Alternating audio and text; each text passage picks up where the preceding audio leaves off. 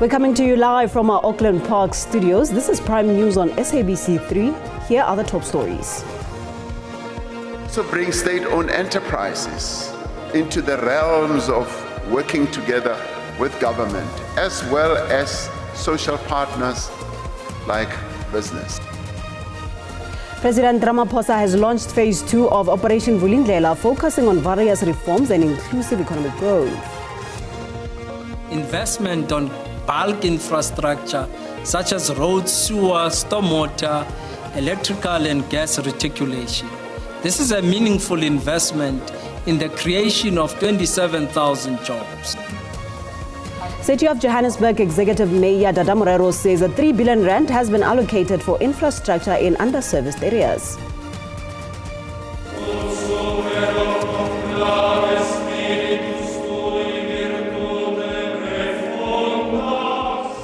About 133 cardinals under the age of 80 are meeting in the Sistine Chapel to elect a new pope for the 1.4 billion strong Roman Catholic Church.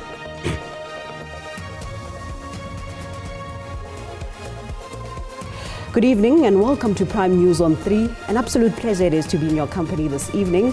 I am Paulette Nell.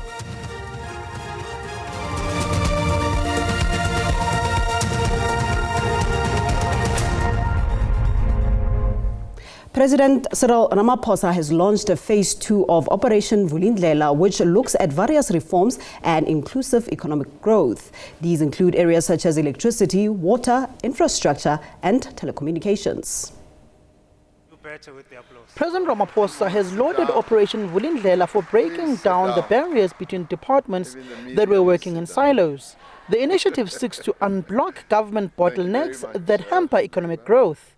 Government departments have been criticized over the years for causing service delivery failures and discouraging foreign direct investments. To also bring state-owned enterprises into the realms of working together with government, as well as social partners like business, as well as unions. Now, I commend in particular our ministers, our deputy ministers, our directors general, and our CEOs and various other officials who have provided leadership to these efforts. The head of state also touched on the coming budget speech, said that there will be no budget cuts on social spending. Economic reforms and growing the economy will take center stage in the drafting process of the budget, which the Minister of Finance will deliver on the 21st of this month. Our economy needs to grow, everyone agrees.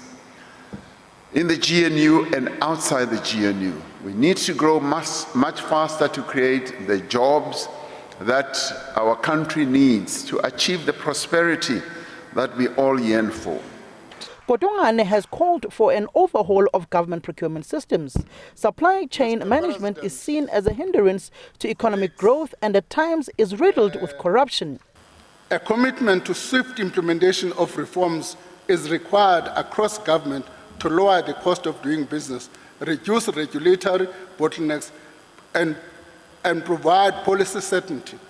Eskom will launch a standalone transmission entity under Eskom Holdings in the coming weeks as part of the unbundling of the power utility.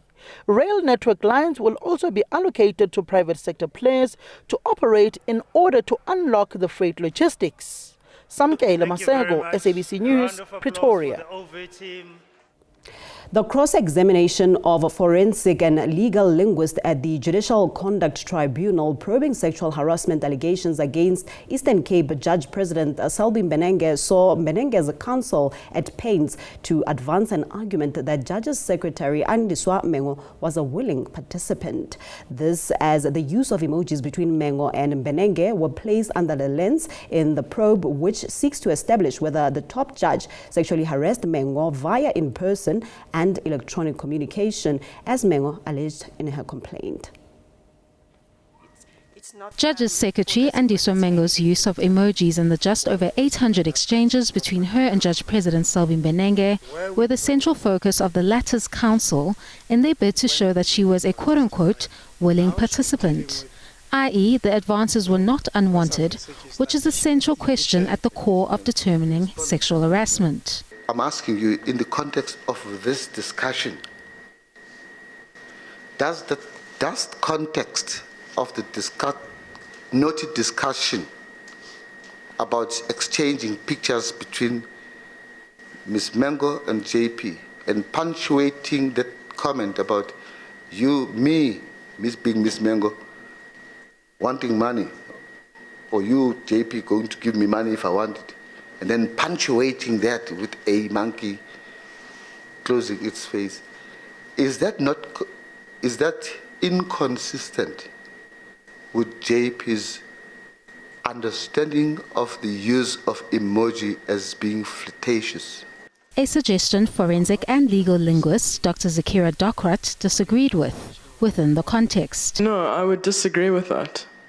Because when I gave my evidence yesterday, Chair, there were instances in which I said that there was a specific, I think Advocate Skep has led me through the evidence when there was a sticker sent to say, no, Honourable Member, don't do that. Kani Mapanga, SABC News, Johannesburg. The 5 suspects arrested in connection with the disappearance of journalist Serin Ndlovu and his partner Zodwa Luthuli will be making another appearance on Friday at the KwaMhlanga Magistrate Court in Mpumalanga. They are facing a string of charges including carjacking, kidnapping, house robbery and possession of suspected stolen property. The 5 suspects, all South African nationals, were apprehended in separate villages in KwaMhlanga over the weekend, and they're facing multiple charges including kidnapping, carjacking, house robbery, possession of suspected stolen property, and vehicle and drug possession. Police are confident that the suspects they have arrested are the ones that they have been looking for. I'm quite confident with the list that we have with regard to this case. As I said, 5 appeared. Of course, some of them are prepared to assist us, so they might end up being quite of assistance to us in terms of knowing exactly what has happened. So we are quite confident that we have got the right people. All what is left is to know where the bodies are. So we are in track in terms of the investigation. The first police constable, Boipelo Sonoge, to be buried in Bloemfontein on Thursday would have turned 25 last Sunday. Her birthday came only days after her remains were retrieved from the Hanops River in Centurion and confirmed by her family. She was one of the 3 police officers who went missing on the 23rd April and found in the river 6 days later in what is believed to have been a car crash. Sonoge had been working for less than a year at the Park Road police station in Bloemfontein, but her colleagues say she had added value to the team. Her friend gave an emotional tribute of her during the officer's memorial service. He says the bubbly Sonoge reminded him countless times of her upcoming birthday. And that happened to be the 5th of May, which was her birthday. And you know, it broke my heart because I was prepared actually to do something for her.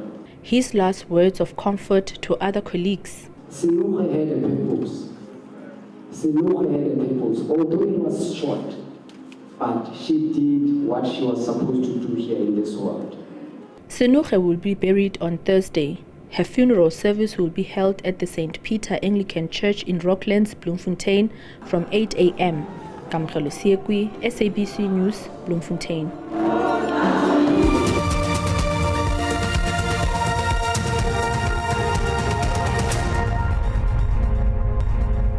Thank you for staying with us. And now on to this. The City of Johannesburg Executive Mayor Dada Morero delivered the State of the City address under the theme, The Joburg We All Want.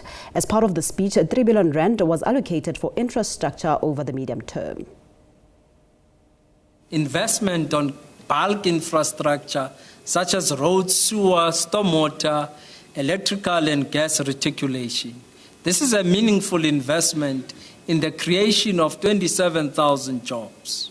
Fellow councillors, every day we must listen and respond timelessly to the voices of Joburgers. All they want is electricity, water, transport, safety and housing. In this regard, let us continue to executing and doing the following. 1, implementing our energy sustainability strategy that tries to ensure the delivery of conventional power and integrate new distributed energy generation and energy storage facilities into the energy mix. The DA has suffered another blow in its bid to have the ANC's long-standing policy of cadre deployment declared unconstitutional. This as the Gauteng High Court in Pretoria dismissed the DA's appeal application.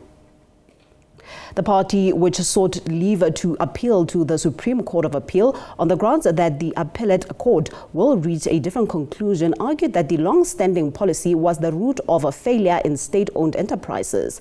The court, in its judgment, however, found that the DA had failed to demonstrate compelling reason for the granting of the leave to appeal. As a result, the application was dismissed with no costs. About 133 cardinals under the age of 80 are meeting in the Sistine Chapel to elect a new pope for the 1.4 billion strong Roman Catholic Church. Once the conclave has elected a pope, the new pontiff will appear on the central balcony at St. Peter's Basilica. Visited and faithfuls have flocked to the Vatican City for the crucial first day of the conclave. It's a mammoth task. The Roman Catholic cardinals have started to converge to elect a new pope. They kicked off the proceedings with a public mass in St. Peter's Basilica. We are here to invoke the help of the Holy Spirit, to implore His light and strength, so that the Pope elected may be he whom the Church and humanity need at this difficult and complex turning point in history. There is no other trait and other description and quality of the next Pope other than the life of Christ. May he truly radiate the life of Christ, the mercy, the compassion, the justice of Christ. No Pope has been elected on the first day of a conclave for centuries. Voting could continue for several days before they know who will be the 267th pontiff. I have great hope because I think that Pope Francis gave us an incredible legacy to follow, and I know that the Holy Spirit will be guiding the cardinals as they choose the next Pope. I think it's really amazing. We're very fortunate to be in Rome at this time, so yeah, looking forward to it. From Thursday, the cardinals can vote as many as 4 times a day. Black smoke from a chimney on the roof of the chapel will mark an inconclusive vote, while white smoke will signal that a new pope has been elected. Kylie Kumalo, SABC News, Johannesburg. An expert on steam trains has highlighted several inconsistencies in the version of events surrounding the death of Chief Albert Luthuli, as was presented in the first inquest in 1967. Leslie Labuskaghni was testifying in the new inquest into the death of Luthuli in the Pietermaritzburg High Court. Labuskaghni poked holes in the statements of 3 key witnesses in the original inquest: the train driver, the conductor and the fireman. Their statements were part of the first inquest, which eventually found that Luthuli's death was an accident and that he was struck by a goods train while walking along the railway line in Groudville. Labuskaghni told the court that it's improbable that the driver of the train would not have seen Luthuli while walking on the railway bridge, as he would have had a clear line of sight. He also said that based on his knowledge of regulations, the railway employees may have broken standard protocols by not blowing the whistle and applying the train's brakes when they should have. On a steam locomotive, you are not allowed to leave the footplate, is where we stand and work. You're not allowed to leave it unattended, my lady. The reason for that is, for safety, but that you have a boiler, a big bomb in front of you, a boiler under tremendous pressure with steam and water. Labuskaghni also testified to the injuries Chief Luthuli would have sustained had he been hit by a train. Given the train's speed and the point where Luthuli was apparently struck, he said he would have died at the scene. Labuskaghni also pointed to contradictions in the statements of what the 3 witnesses saw and on the time frames they testified to. I am Mhlongo, SABC News, Pietermaritzburg.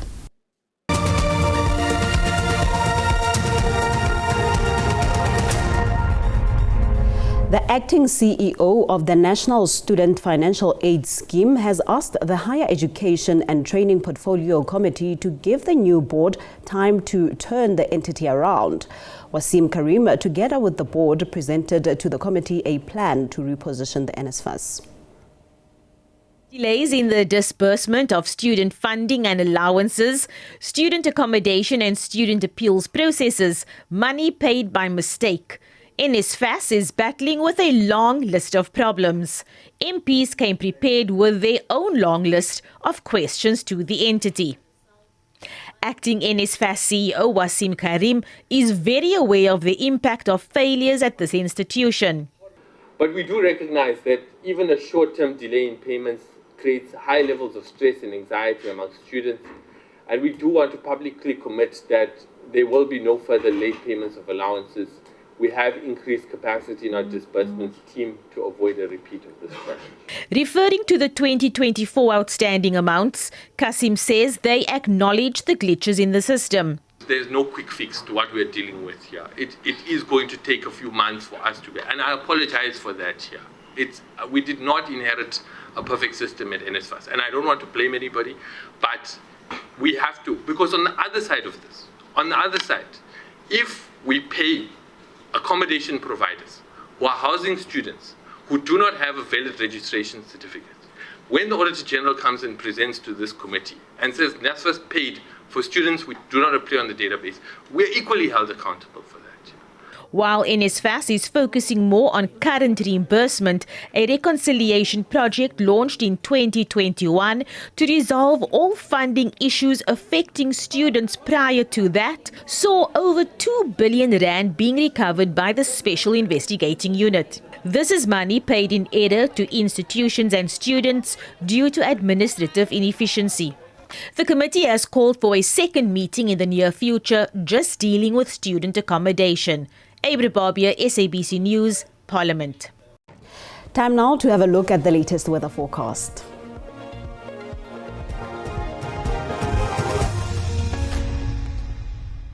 Thank you very much and a very warm welcome to the weather desk. Time for us to look at those conditions over the country now. Still expecting the effect of that high pressure system that's dominating the weather over most of the country. Just partly cloudy conditions move towards the southern parts of the Eastern Cape for tonight. For tomorrow, we see those partly cloudy conditions now moving into KwaZulu-Natal. We're still expecting a 30% chance of showers and rain over that coast, stretching into that interior of the Eastern Cape. But the high pressure system still dominating the weather over the country for tomorrow. But we do expect some morning fog patches as we move towards the southern parts of the Western Cape and Eastern Cape, which means that visibility will be reduced over those places in the morning. Also, fog patches are expected over that interior of KwaZulu-Natal, parts of Mpumalanga, Limpopo, and also Free State. So please, let's be careful, especially those who will be on the road. For tomorrow morning, we're still expecting cold conditions over most of the country. We're talking single digits over Free State, with Bethlehem dropping down to 4, 6 over Johannesburg, 11 will be a minimum over Polokwane. The mother city dropping down to 13, Upington also expecting a cold night with a minimum of 10. It is freezing over Sunderland with a low of 2. For tomorrow, Sunderland is picking up to 23, 22 over Cape Town, but there will be a chill factor because there will be some breeze coming in from the ocean, so that 22 will feel like a 10. So please, let's make sure that we dress warmly as we're going outside. Moving towards the central parts of the country, it is quite a warm day, especially over Johannesburg with a high of 24. Musina peaking at 30. External forecast now for Friday, a very strong cold front is expected over Cape Town, but it will make landfall on Saturday morning, causing rainy conditions and dropping temperatures significantly over the mother city. So please, let's prepare for that. For the rest of the country, high pressure system still dominating. It is a warm day over Limpopo, stretching into Mpumalanga all the way into KwaZulu-Natal for Friday. That's all the weather I have for you. Stay tuned.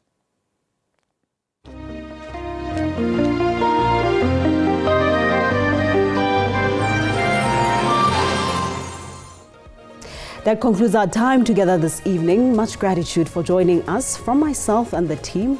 Good night and God bless.